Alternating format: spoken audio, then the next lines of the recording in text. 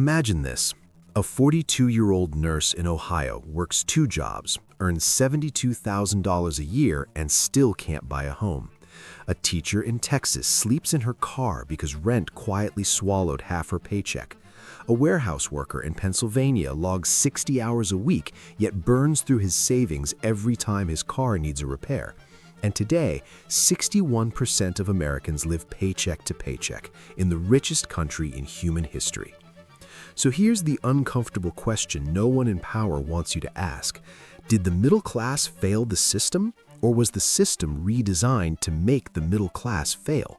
Because the truth is darker, colder, and far more intentional than anyone wants to admit. America's middle class didn't collapse by accident. It was engineered. For decades, America sold one promise, the blueprint we now call the American dream. The deal was simple. Work hard, play by the rules, and you'll live a good life. Our parents believed it, their parents lived it. A single income could buy a home with a yard, a reliable car, healthcare that didn't bankrupt you, college for your children, and a retirement where you weren't terrified of opening medical bills. That wasn't a dream, that was policy. Real, functioning middle-class economics. From 1945 to 1975, wages grew with productivity. Corporations shared profits with workers. Unions gave the average American bargaining power. Housing was affordable. College was practically free. And corporations, for all their flaws, still felt some obligation to the society they profited from. But slowly, quietly, deliberately, the contract was rewritten. Between 1978 and now, worker productivity skyrocketed over 250%, yet median wages barely grew 12%. If wages had kept pace with productivity, the median American worker wouldn't be earning $58,000 today. They'd be earning more than $115,000. That missing $60,000 didn't evaporate. It didn't disappear. It was extracted, siphoned upward into the pockets of shareholders, executives, investment firms, and financial markets. While the news celebrated GDP growth and record profits, something else was growing too: the great extraction machine. The middle class wasn't just shrinking, it was being harvested. Not in one dramatic collapse, but in a slow bleed that most people didn't notice until the damage was irreversible.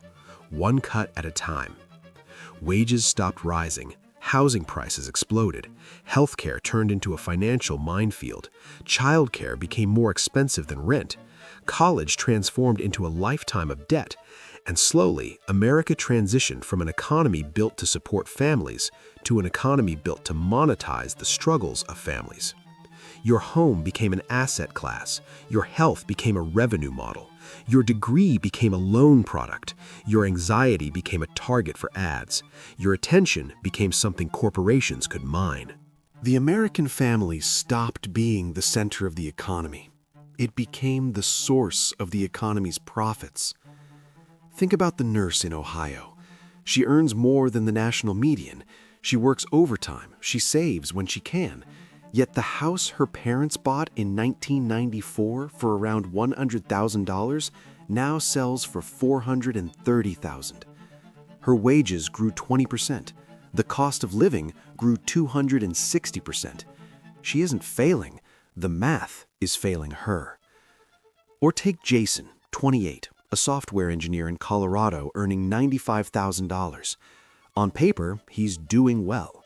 But after rent, insurance, student loans, groceries, transportation, utilities, and taxes, his disposable income is less than what an average American worker took home in 1985. Let that sink in. A white-collar tech worker in 2025 has less real breathing room than a factory worker 40 years ago.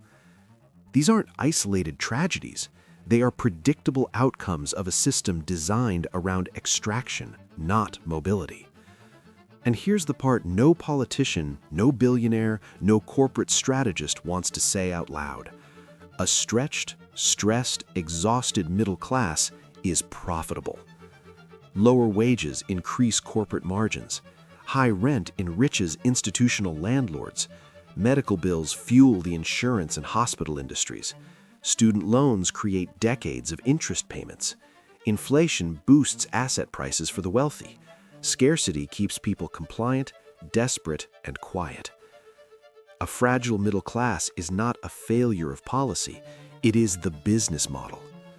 And the beneficiaries? They've never been wealthier.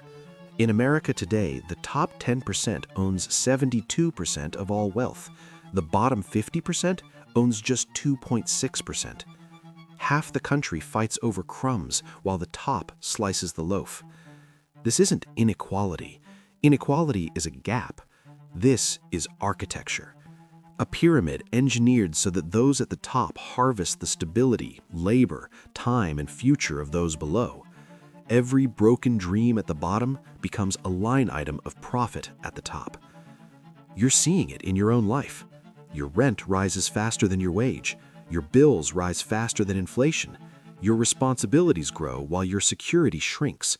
Your debts grow while your opportunities narrow. This is not accidental. This is the design. Housing is no longer built for families. It's built for investment portfolios. Hedge funds, private equity, and corporate landlords who buy neighborhoods at scale and rent them back to the very people who once would have owned them. Healthcare is no longer a public good. It's a trillion-dollar marketplace where illness is more profitable than wellness. Education is no longer a ladder. It's a debt trap where the average graduate begins adulthood owing more than they've ever saved. Work is no longer stable. It's flexible, gig-based, contract-driven, which is corporate language for disposable labor with no benefits and no bargaining power. And the middle class? It is no longer a priority. It is a resource, a well to draw from until it runs dry. So let's return to the question we began with. Did the middle class fail? No. The middle class was extracted. Its stability was extracted. Its savings were extracted. Its bargaining power was extracted. Its homes, its health care, its retirement, its college costs, all extracted. This wasn't a collapse. It was a conversion from citizen prosperity to corporate profitability. And now comes the part that should keep you awake tonight. If the middle class was engineered to fail, what happens when it finally disappears? Who replaces it? Who benefits? What kind of society emerges when the backbone that built America is gone? History gives us clues. Countries without strong middle classes slide into instability, authoritarianism, oligarchy, or permanent economic stagnation.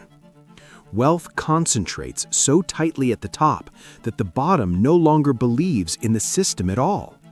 People disengage, institutions decay, social trust evaporates. Meanwhile, those at the top, the ones who engineered the collapse, will be fine.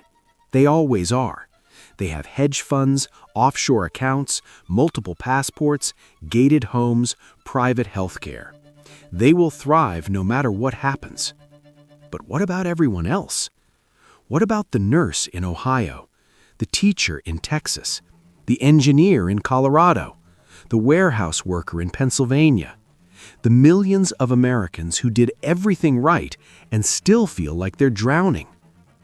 What happens when an entire generation loses the belief that life can get better?